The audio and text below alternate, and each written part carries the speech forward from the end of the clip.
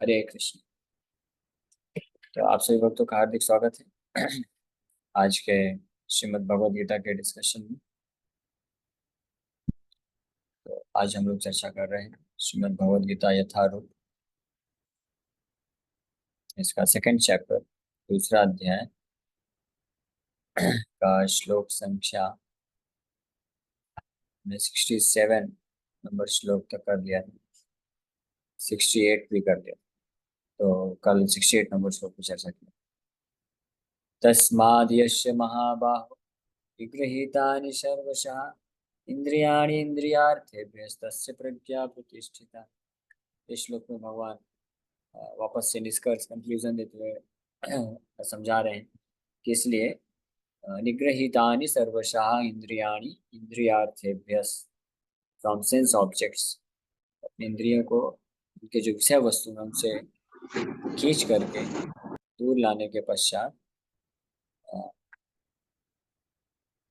उनको भगवान की सेवा में लगाना चाहिए, और इसी के माध्यम से कोई जो है पूर्ण रूप से तस्य प्रज्ञा प्रतिष्ठिता वो प्राप्त कर सकता है। अब आगे वर्णन कर रहे हैं एक्टिविटीज। दोनों दो प्रकार के लोगों के कार्यकलापों में अंतर बताएंगे भगवान। अभी तक तो चर्चा की है कि जो कृष्णा कॉन्शियस पर्सन होता है, यानी कृष्ण भावना भावित व्यक्ति होता है, जिसको भक्त बोलते हैं, वो किस प्रकार से अपनी इंद्रियों को इस्तेमाल करता है, कैसी उसकी चेतना होती है, उसकी बुद्धि कैसी होती है, मन की स्थिति क्या होती है, ये सब चर्चा की है।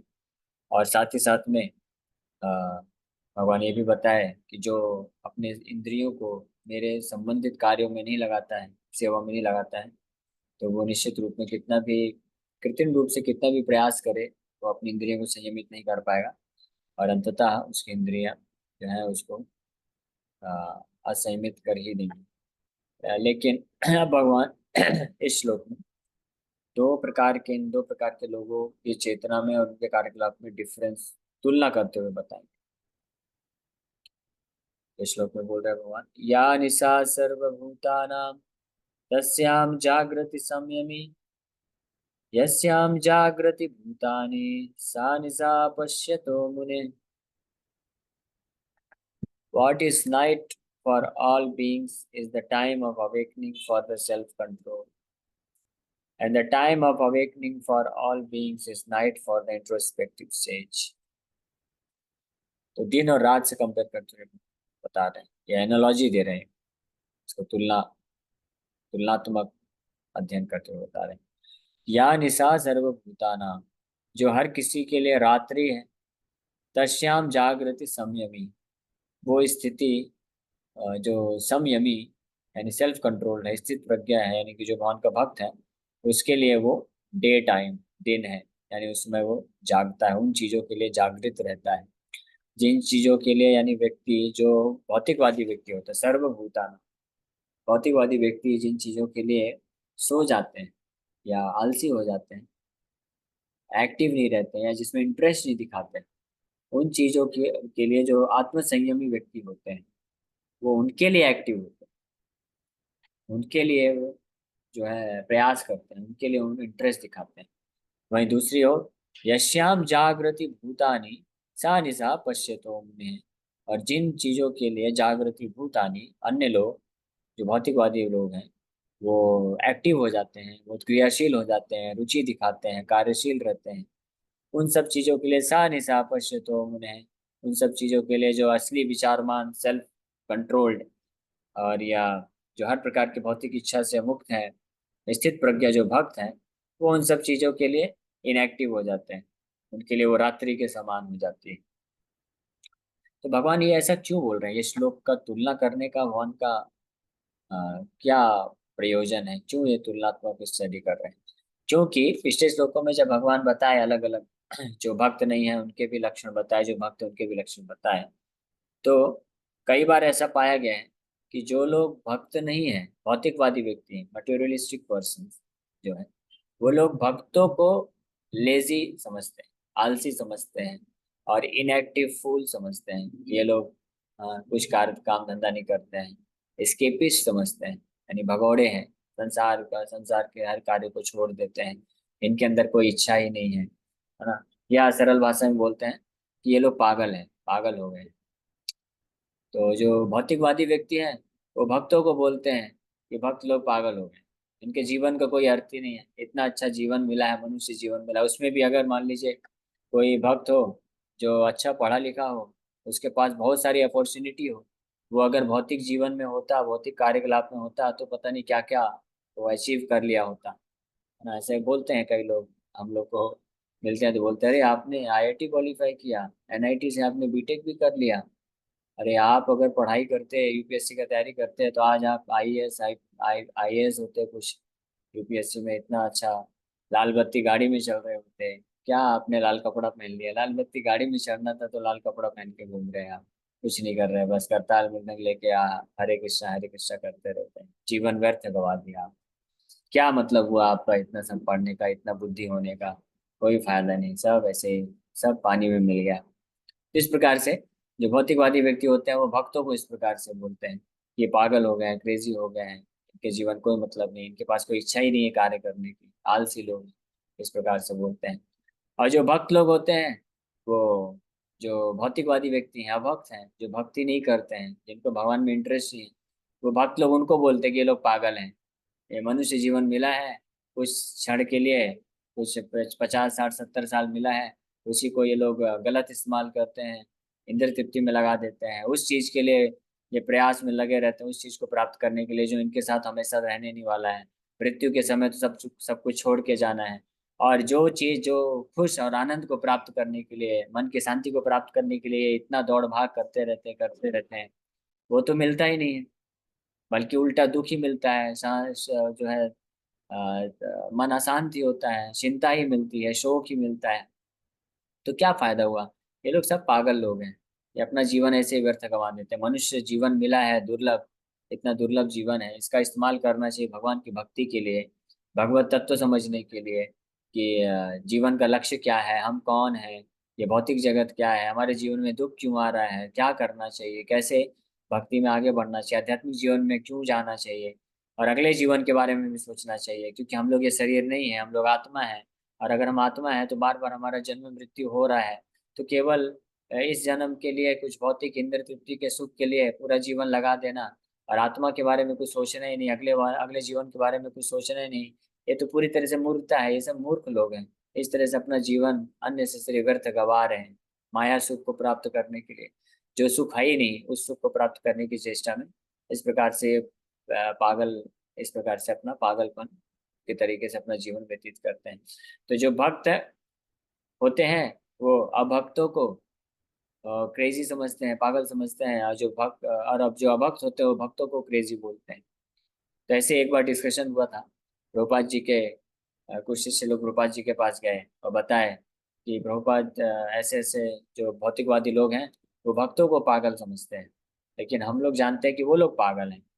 तो प्रभुपाद जी ने एक आर्टिकल लिखा बहुत सुंदर, हु इज क्रेजी, और उसमें पूरा एनालिसिस करके वर्णन करते हैं प्रभुपाद जी कि जो भक्त नहीं है, भौतिकवादी व्यक्ति हैं, इंद्र तृप्ति करना चाहते हैं, वो लोग भक्तों को पागल सोचते हैं, उनके कारण बताए क्यों क्यों ऐसा सोचते हैं, और जो भक्त लोग सोचते हैं कि भौतिकवादी लोग पागल हैं, उनके कारण बताए। और फाइनली फिर प्रभुपाद जी निष्कर्ष निकालते हैं कि जो मटेरियलिस्टिक पीपल हैं, जो भौतिकवादी व्यक्ति हैं, उनका जो भक्तों को पागल कहने का जो बेसिस है, that is not proper basis, वो सही नहीं है, वो अज्ञानतावश ऐसे बोलते हैं।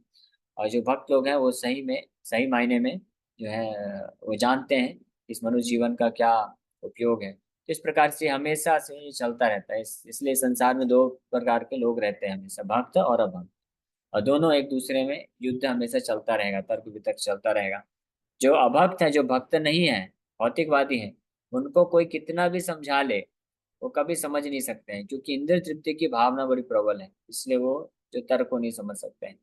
और वहीं दूसरी ओर जो भक्ति मार्ग में लगे हैं, भक्त हैं, शुद्ध हृदय के हैं, जो अपना जीवन को सफल बनाना चाहते हैं, उनको कोई भी भौतिकवादी व्यक्ति कितना भी आके प्रलोभन दे, फंसाने की कोशिश करे, भक्त भले ही थोड़े समय के लिए कभी विचलित हो जाए, लेकिन वो वास्तव में कभी फंसता नहीं है। इस प्रकार से दोनों तरह के लोगों का रास्ता क्लियर है। इसीलिए इस श्लोक में भगवान ये इस तुलना एनोलॉजी के माध्यम से क्लियर कट ये समझा रहे हैं कि ये दोनों में चेतना में अंतर है, उनके गतिविधियों में अंतर है, कार्यकलाप में अंतर है, उनके लक्ष्य में अंतर है। इसलिए हर प्रकार से उनकी क्रियाएं भी अलग अलग ही होती हैं। इसलिए यहाँ पे बताया गया या निशा सर्वभूतानां तस्याम जागृति संयमी। जो रात्रि है बाकी लोगों के लिए, वो सब आत्म संयम के लिए वो दिन का समान है। तो रात्रि का मतलब क्या होता है? रात्रि मतलब अज्ञानता, अंधकार, पता नहीं। तो जिन विषय वस्तुओं के लिए, जिन चीजों के लिए जो भौतिकवादी व्यक्ति होते हैं, वो अज्ञानता में रहते हैं, जानते नहीं है कुछ। उन चीजों को भगवान के भक्त लोग अच्छे से जानते हैं। जिन चीजों के लिए, जिन वस्तुओं के लिए, जिन क्रियाकलापों के लिए, जैसे भक्ति है, भगवान के नाम का जप करना है, भक्तों का संग करना है, सेवा करना है, भगवान का ग्रंथों का अध्ययन करना है और आध्यात्मिक मार्ग में आगे बढ़ना है। जिन चीजों के लिए जो भौतिकवादी व्यक्ति होते हैं वो सो जाते हैं, रात्रि में क्या करते हैं? सो जाते हैं। तो वो लोग सो जाते हैं, यानी इनएक्टिव हो जाते हैं, लेजी हो जाते हैं। उन चीजों के लिए भगवान के भक्त बहुत एक्टिव होते हैं। वहीं दूसरी ओर जिन भौतिकवादी चीजों के लिए, यानी पैसा कमाना है, नाम कमाना है, इस संसार में बहुत धंधा का विस्तार करना है, यस्याम जागृति भूतानि, जिन वस्तुओं के लिए, जिन चीजों के लिए, जिन कार्यों के लिए, भौतिक कार्यों के लिए जो भौतिकवादी व्यक्ति होते हैं बहुत एक्टिव रहते हैं, बढ़ चढ़ के हिस्सा लेते हैं, खूब बुद्धि का इस्तेमाल करते हैं और अपना पूरा जीवन दे देते हैं, घंटों घंटों उसमें कार्य करते हैं भौतिक चीजों को प्राप्त करने के लिए, खूब कैसा पैसा कमाया जा सके, इस संसार में समाज में अपना नाम कमाया जा सके और पद प्रतिष्ठा प्राप्त की जा सके, भौतिक कार्य करने के लिए वो बहुत एक्टिव रहते हैं और उसमें बहुत बुद्धि भी लगाते हैं।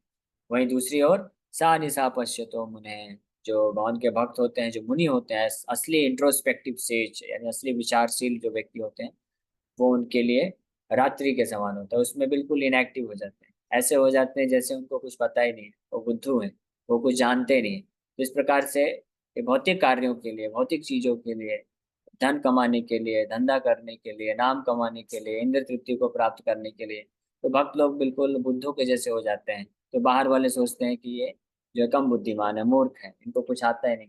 लेकिन ये दोनों की कार्य, दोनों के लक्ष्य और कार्यकलाप अलग अलग है।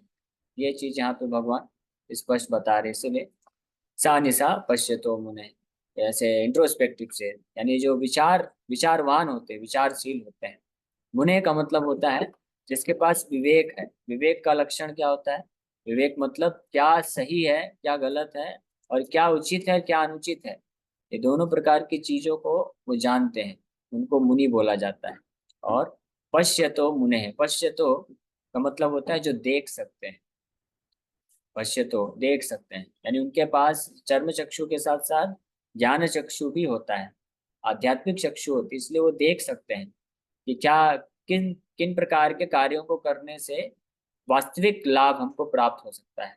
और इसलिए वो केवल उन्हीं कार्यकलाप में भाग लेते हैं, उन्हीं में अपनी बुद्धि का इस्तेमाल करते हैं, उसी उन्हीं कार्यकलापों के लिए वो एक्टिव होते हैं जिनको करने से वो अपना वास्तविक आत्म कल्याण कर सकते हैं। इसलिए भगवान के भक्त बहुत ही बुद्धिमान होते हैं, चतुर होते हैं। वो अन्य अन्य से श्री अनावश्यक रूप से उन उन प्रकार के कार्यकलापों को करके अपना समय व्यर्थ नहीं गंवाना चाहते हैं, जस्ट टू प्रूव, समाज में प्रूव करने के लिए कि हम भी बहुत बुद्धिमान हैं, हम भी बहुत एक्टिव हैं, या हमारा भी बहुत पहचान है, हम भी, हमारे पास भी बहुत शक्ति है। तो मूर्ख लोगों को, इस भौतिक संसार के लोगों को प्रूफ करने के लिए भक्त लोग अपना समय और अपना एनर्जी, अपना बुद्धि, अपना रिसोर्सेज अननेसेसरी, अनावश्यक रूप से व्यर्थ नहीं गवाते हैं। इसीलिए जो मूर्ख लोग होते हैं वो सोचते हैं कि भक्त लोग को कुछ नहीं आता है, लेकिन वास्तव में मूर्ख नहीं है, वो सबसे बुद्धिमान है। जैसे एक बार एक कॉलेज का एक विद्यार्थी, इंजीनियरिंग कॉलेज में, तो मेरे को प्रश्न किया कि आप बोलते हैं, हमने हमने एक लेक्चर लिया, उनका सेमिनार लिया कि कैसे हमारा जो वैदिक संस्कृति, वैदिक टेक्नोलॉजी है, that was far more advance than modern technology. जो अभी का जो विज्ञान है, आधुनिक शिक्षा में हम जो विज्ञान पढ़ते हैं, जो टेक्नोलॉजी हम पढ़ते हैं, वो बहुत लो ग्रेड है। लेकिन जो वैदिक टेक्नोलॉजी था वो हाई ग्रेड था। और पहले के जो लोग होते थे, ऋषि मुनि सेजेस होते थे, वो और ज्यादा इंटेलिजेंट होते थे। आज के तो कहाँ इतने ज्यादा इंटेलिजेंट नहीं है, है ना? तभी तो आज ये सब बनाना पड़ गया है, आर्टिस्ट वगैरह, क्योंकि खुद का बुद्धि इतना काम नहीं करता है।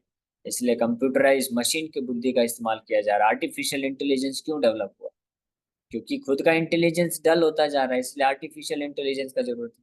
पहले आर्टिफिशियल इंटेलिजेंस का जरूरत नहीं था, क्योंकि पहले के जो सेजेस थे उनके पास ही इतना इंटेलिजेंस था कि बस एक बार वो कुछ सुन लेते थे, हमेशा याद रखते थे और अच्छे से बुद्धि लगा के सब कुछ सॉल्व कर लेते थे।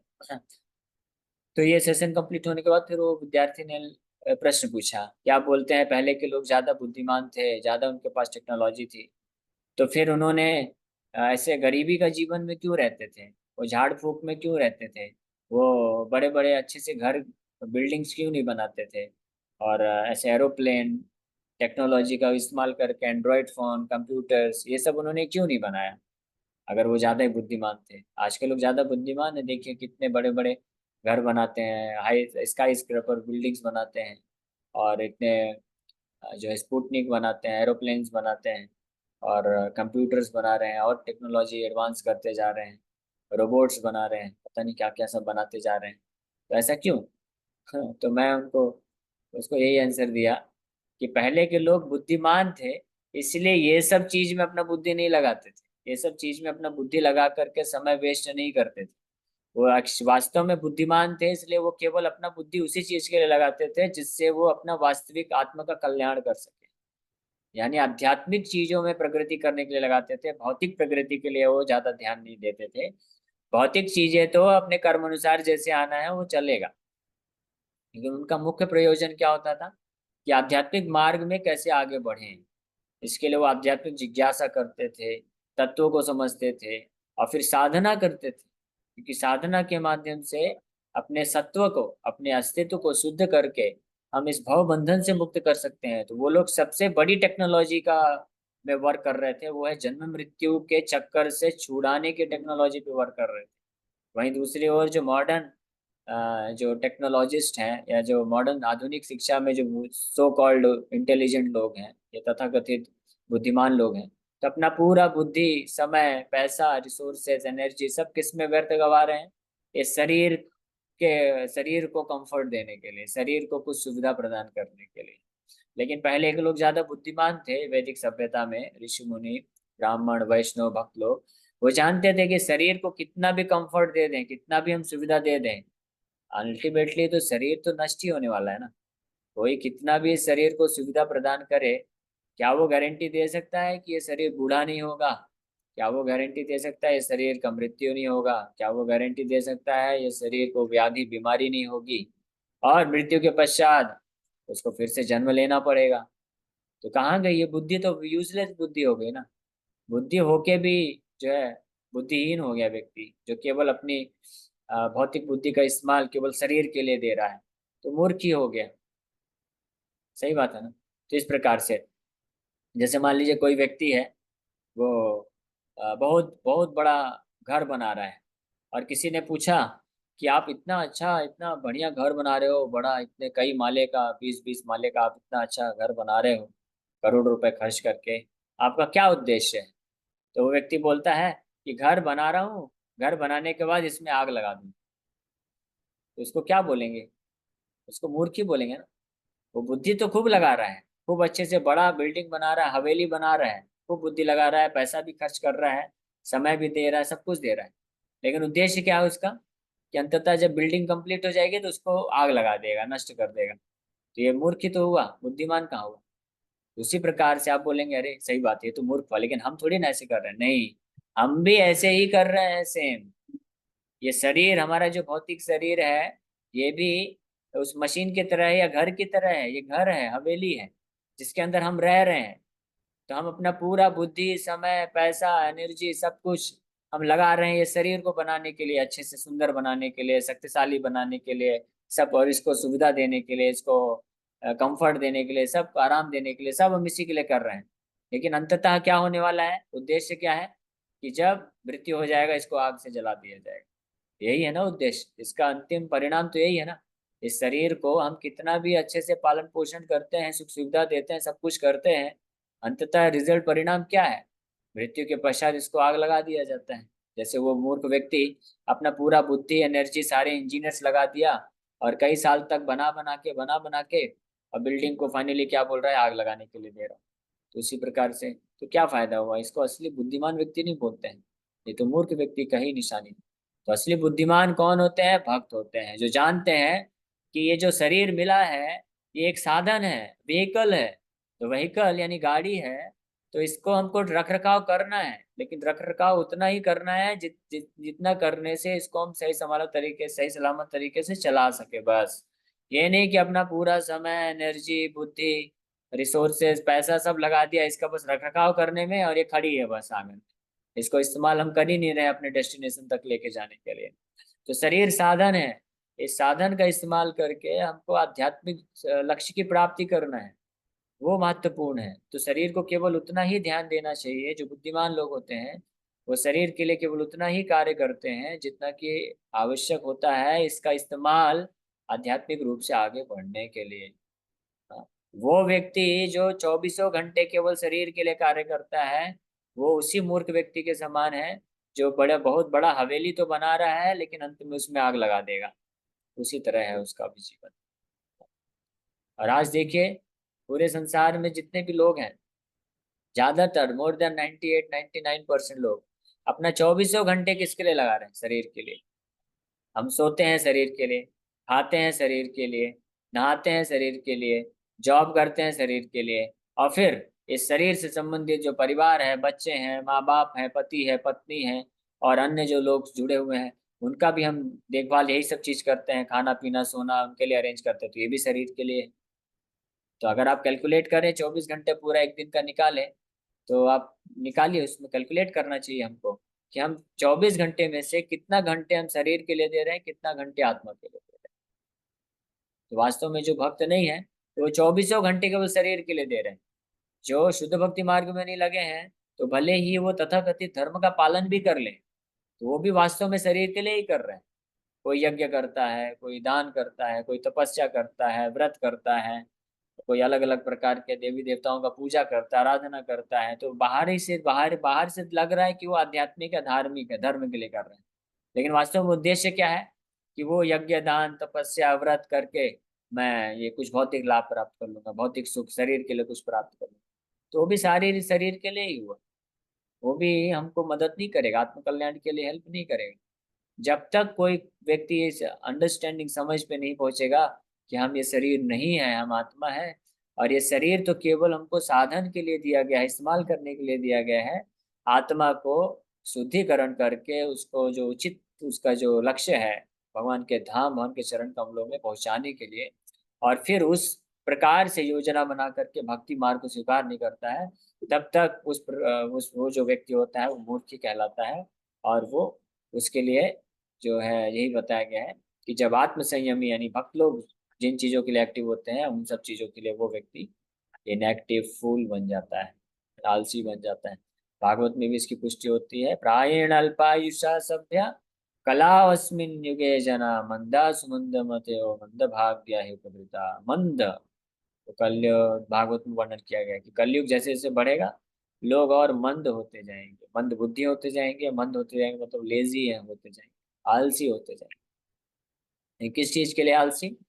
आध्यात्मिक जीवन में आगे बढ़ने के लिए आलसी। इस प्रकार से यहाँ पे इस श्लोक में शिक्षा प्राप्त हो रही है। परपोर्ट में प्रभुपाद जी लिख रहे हैं, there are two classes of intelligent man. One is intelligent in material activities for sense gratification, and the other is introspective and awake to the cultivation of self-realization. ये हमने चर्चा किया। ये दो प्रकार की बुद्धिमान व्यक्ति होते हैं, एक भौतिक बुद्धि, आध्यात्मिक बुद्धि। जो वास्तविक रूप में बुद्धिमान होते हैं वो सेल्फ रियलाइजेशन, आत्म साक्षात्कार के लिए बुद्धि इस्तेमाल करते हैं, और जो भौतिक रूप से होते हैं वो केवल इंद्रिय तृप्ति के लिए होते हैं। Activities of the introspective sage or thoughtful man are night for the persons materially absorbed. Materialistic persons remain asleep in such a night due to their ignorance of self-realization. The introspective sage remains alert in the night of the materialistic man. The sage feels transcendental pleasure in the gradual advancement of spiritual culture, whereas the man in materialistic activities, being asleep to self-realization, dreams of varieties of sense pleasure, feeling sometimes happy and sometimes distressed in his sleeping condition. इस प्रकार से जो वास्तविक जागृति की स्थिति होती है आध्यात्मिक मार्ग में आगे बढ़ने के लिए, उसमें जो मटेरियलिस्टिक व्यक्ति होते हैं यानी भौतिकवादी व्यक्ति होते हैं, वो सोते रहते हैं, इनएक्टिव रहते हैं, और उस सोते सोते ही उस सपने में कभी सुख और कभी कभी सुखी और कभी दुख होते रहते हैं भौतिक रूप से। The introspective man is always indifferent to materialistic happiness and distress. He goes on with his self-realization activities undisturbed by material reactions. वहीं दूसरी ओर जो introspective says, that means devotees, जो भक्त होते हैं, पश्यतो मुने, जो वास्तविक मुनि है, भक्त हैं, तो वो हर प्रकार की, ये जो स्वप्न में सोते हुए भौतिकवादी व्यक्ति जो सोते हुए सपने में सुख और दुख की अनुभूति करते हैं, तो क्योंकि वो सपने में सोते नहीं हैं, जो भक्त होते हैं वो जागृत अवस्था में होते हैं, इसलिए ये जो तथाकथित स्वप्न वाले सुख और दुख आते हैं, स्वप्न वाले सुख और दुख मतलब भौतिक सुख और भौतिक जो दुख आते हैं, उनसे उनको कोई प्रभाव नहीं पड़ता। वो जागृत रह करके, जागृत अवस्था में जो अपने कार्यकलाप होते हैं, उन कार्यों में संलग्न रहते हैं, वास्तविक कार्य। और वो वास्तविक कार्य क्या है? भगवान की सेवा, आध्यात्मिक मार्ग में प्रगति के लिए हमेशा अपने आप को लगा के रखते हैं। तो ये एक अंतर यहाँ पे भगवान स्पष्ट क्लियर कर रहे हैं। So thank you very much.